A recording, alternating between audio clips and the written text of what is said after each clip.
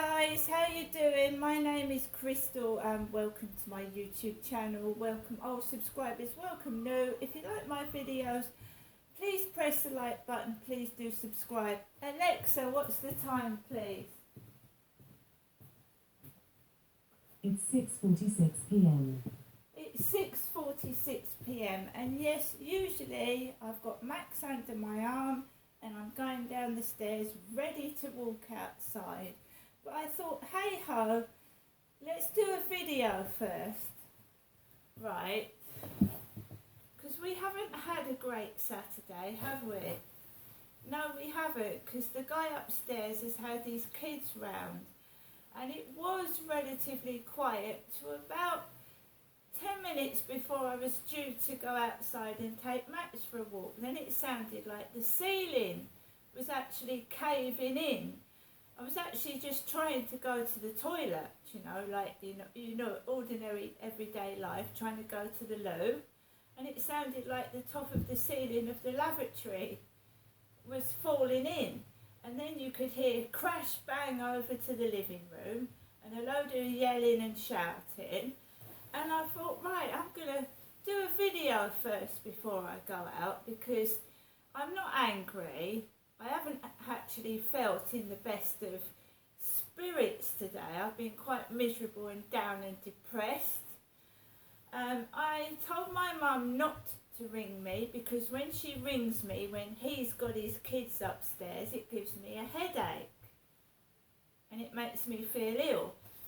So let's listen to my mum's answer phone message after I told her not to ring me today. I told her purposely not to ring me because when he's got his kids upstairs, it makes their noise worse and it gives me a headache. So let's listen to my mum's voicemail message after I told her not to ring. You have 1 new message and 8 saved messages. First new message. Received today at 4:51 p.m. Hello, Ness. It's me, Mum Jennifer. After a few words this morning, I'm not holding a grudge. I know you didn't mean anything you said. But if you can give me a ring back, so I know everything's all right. Okay, Janessa. Bye for now. Love, Mum. To return the call at your... It's no grudge, I just asked my mum not to call me. He's got his kids upstairs. It makes me feel miserable when they're banging on the ceiling and yelling. And no, there's no need to hold a grudge because all I said was, can you not ring me? It sounds like there's a red Indian upstairs going, ooh, ooh, ooh, ooh, ooh, when I'm trying to speak and do my video. So I was watching an auditing video where about 4 or 5 of the auditors get arrested outside some sort of immigration hotel. It's not been a particularly happy Saturday, no. But then I expect this. I'm not angry, I'm just tired and a bit worn down.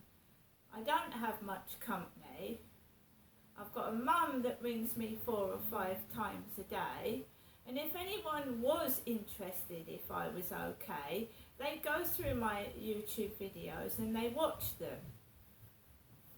So there you go.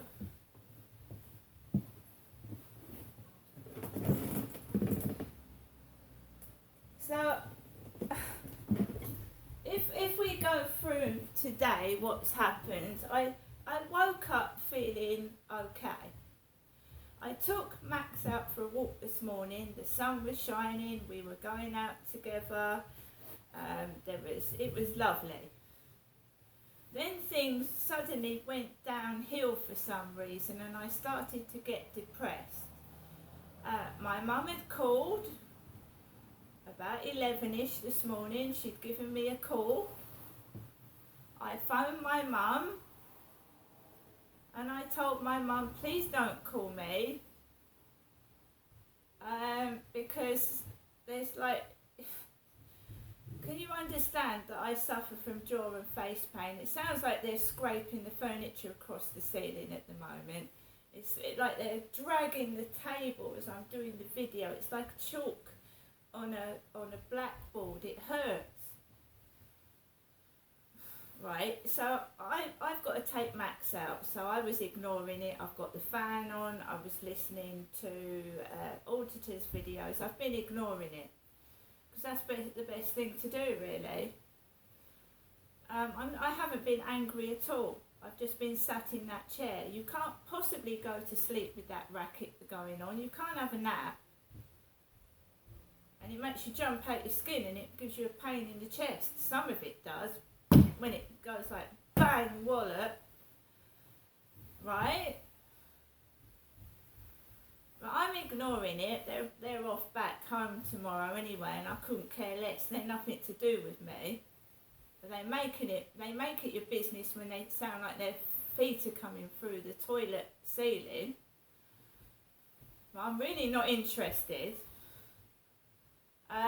So I made my lunch, which was tomato soup, and I love hot tomato soup, and I can break bits of my bread up, put it in the soup. It's absolutely delicious.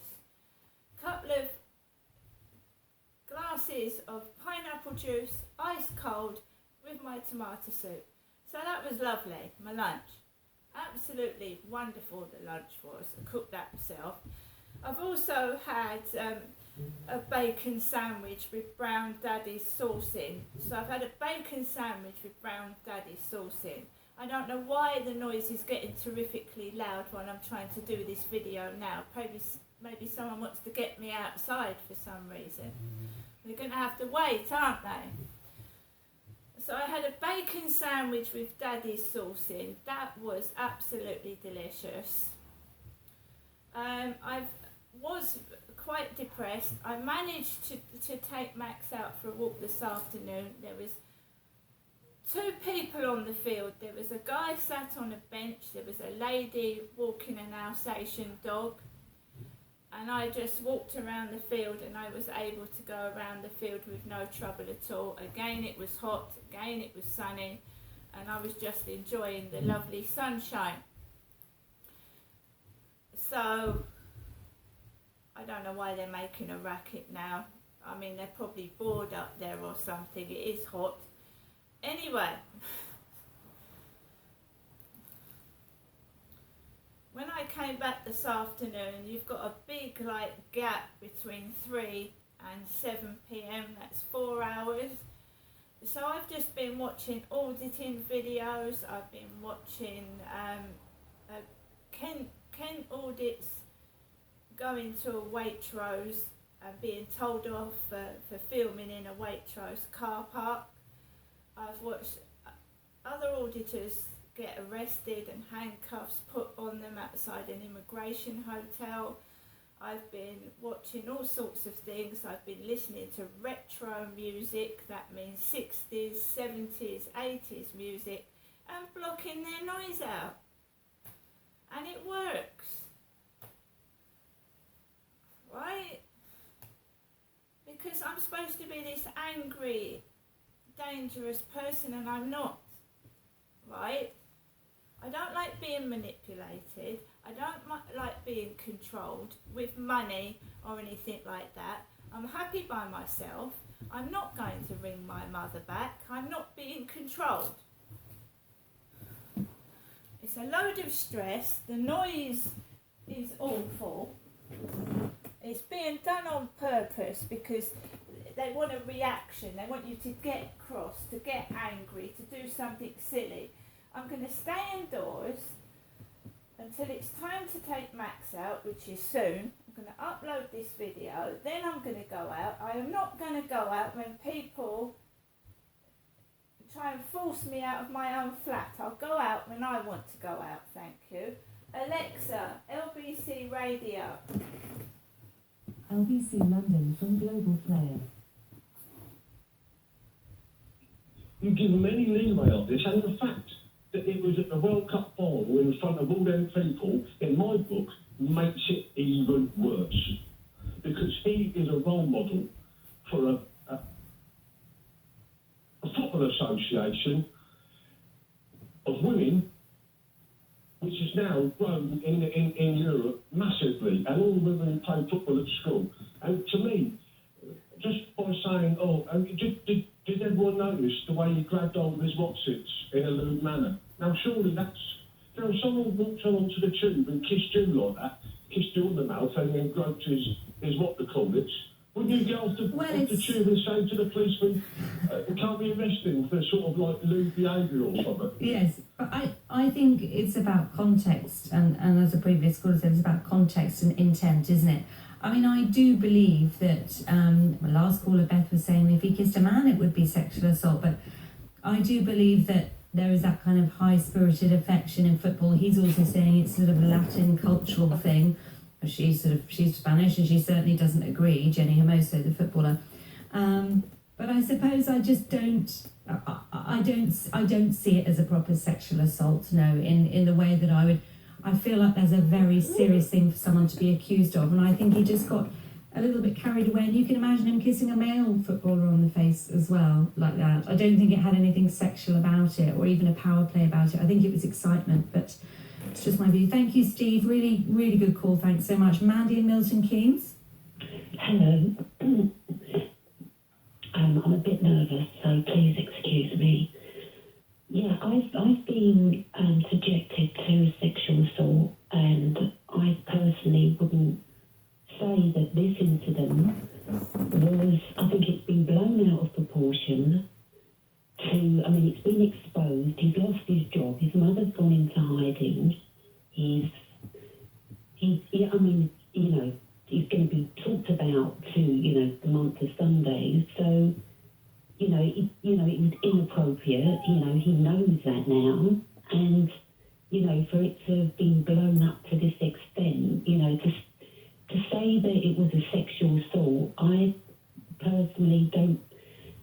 I've been in a situation when I was drinking a lot of champagne, and it was an Italian official, and we were opening an Italian section in the Trocadero, and me and a girlfriend, we went up to him and kissed him.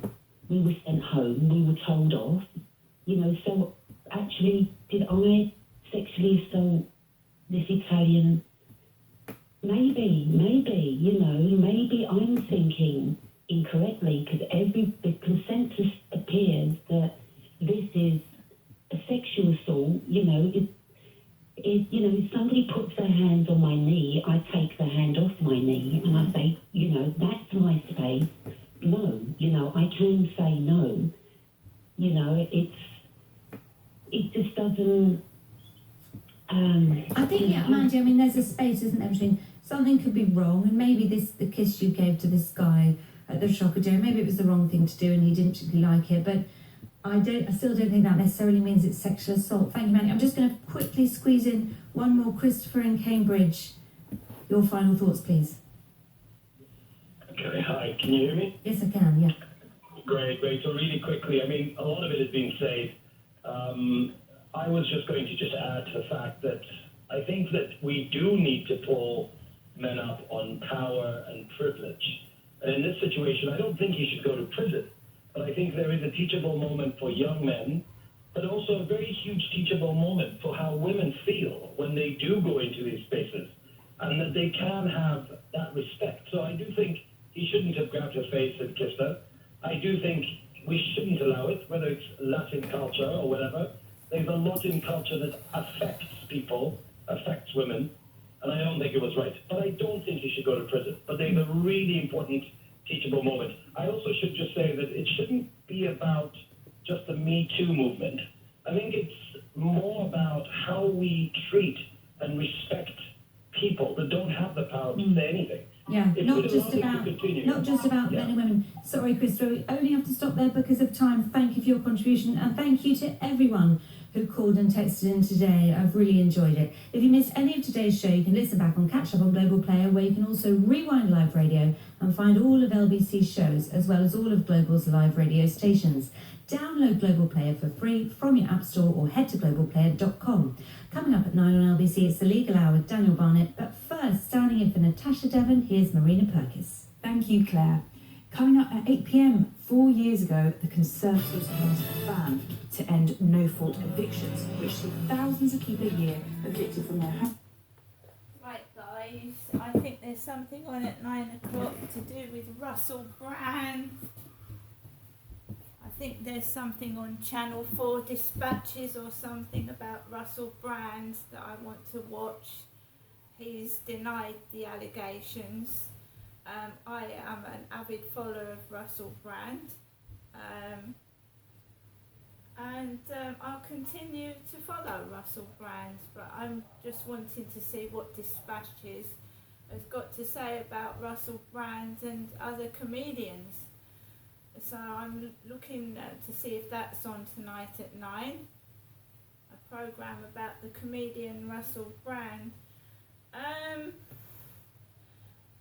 My personal opinion is when you get famous or when you get well known or you start speaking the truth, some people try and start smear campaigns against you. So I don't know whether it's true or not. I'm going to watch this Dispatches programme, but I will still follow Russell Brand whatever happens anyway. I'm going to walk my dog. There is a hell of a lot of noise going on upstairs. It's childish and stupid. It's been going on since I moved in on the 10th of August 2020. I'm not taking any notice of it. I'm too old to be bothered about it, to be fair. It's been going on too long. It's stupid. And I'm not an old lady. I'm a middle-aged lady. They're not putting Jennifer in her grave. That's what they're thinking. They're not. They're putting Jennifer's daughter, sending me round the twist. They're all confused. They think they are upsetting an old grumpy lady, and they're not. They're upsetting me, which is totally different, and I'm going to get on with the rest of my evening and ignore them, which I have been doing since 5 o'clock yesterday evening.